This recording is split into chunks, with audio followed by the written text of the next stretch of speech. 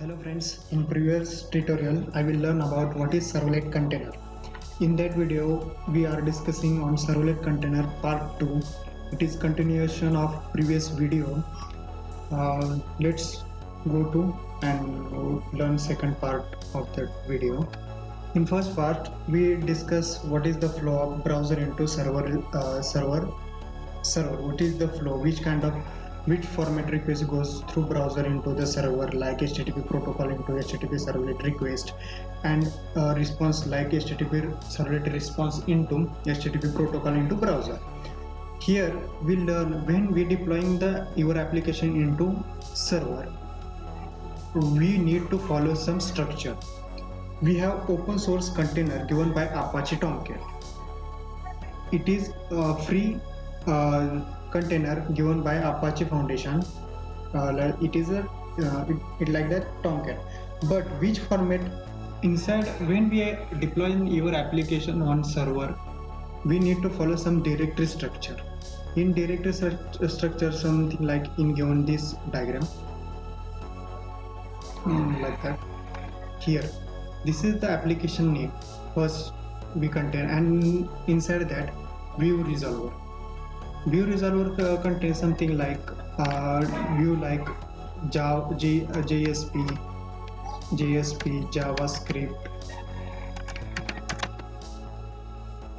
JavaScript, HTML, and something like something, all those regarding to designing and view, providing in that particular part like view resolver. In below structure we are mentioning web-inf. Inside web-inf contain classes like servlet.class. Means in Spring MVC we all aware that controller class. In controller class we are writing in web-inf folder, like that we are writing servlet class inside web-inf folder classes. And here contains some, we need when we creating the application, we need some model classes in Spring MVC. Those model classes writing in that particular folder. And like in servlet we are connecting to database using JDBC. Inside JDBC connection we are writing here. And below part is lib folder. Inside lib folder we are developing a servlet based application. In that application we are must need to inject in jar files. We are like servlet-api.jar file we need to require here. And another part is in below, like we need that particular file web.xml. Here mentioning web.xml file, because we are mapping through in previous video we are discussing you are mapping through mapping URL through, but we have to put that particular URL inside web.xml file. When putting the application in Tomcat server container, inside Tomcat there is one folder we need to put our application inside that, like web root folder. We are start the container will be read all the file. First read URL present in web.xml file.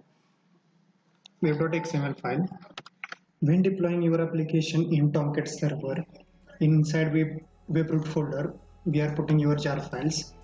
At the time of deploying your jar file, in putting the jar file on web root folder, we need to first map inside, putting the file inside the web root folder. Firstly, your Tomcat container read your web.xml file. Your container read web.xml file firstly. Inside web.xml file content, what are the server side classes mentioned in that particular file, like servlet. Inside servlet present in server name, server class, and then complete your servlet. And behind that mention that particular server URL pattern. In that way, it will be redirected your that particular servlet and create the bin for that object. And at the here creating bin for calling web.xml when starting your server. At the time of starting server, you are putting in your servlet load on startup 0 or 1, load on startup 0 or 1. When you are putting that line in your web.xml, it will be create object at the time of server starting. This is all about servlet container. Here one important thing is up to server servlet 3 API onwards, it will be give annotation support. Remove web.xml file in onward 3.0. Annotation like here annotation like at the rate here 1 minute guys. Annotation web web.servlet. This is the annotation here mentioned here. Annotation at the rate web servlet and mention here like bracket and map your servlet name like that. It is used in top of the class, your own servlet top of the class. That is new things come into 3.0 onwards, but after before 3.2 3.0 used web.xml file configuration. Inside web.xml you are configuring like your own servlet context, servlet config. This is the default if you need your connection to database. This is the global things in your application. In that time you can configure servlet config. Inside servlet config you are writing your driver name and connection inside that. At the time of creating init method, in the next tutorial I will discuss about how to write servlets in servlet.